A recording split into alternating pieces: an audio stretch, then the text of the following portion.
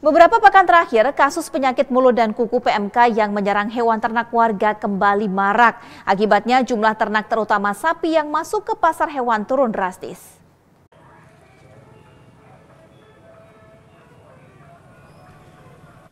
Meski sempat dinyatakan zero terhadap temuan kasus penyakit mulut dan kuku atau PMK pada Desember 2022 lalu, kini penyakit yang menyerang ternak yang kebanyakan sapi itu kembali merebak di Kabupaten Ngawi. Bahkan hingga data terakhir masih ada sebanyak 198 kasus aktif PMK.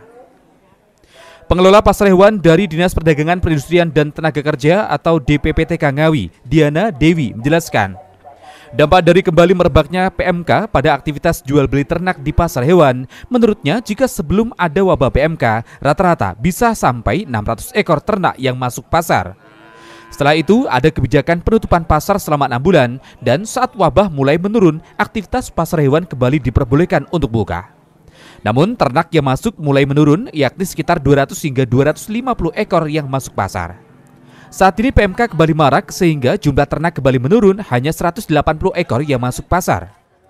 Naik ini setelah pasar hewan Ngawi ditutup selama 6 bulan itu banyak sekali penurunan hewan yang masuk, baik itu kambing maupun sapi.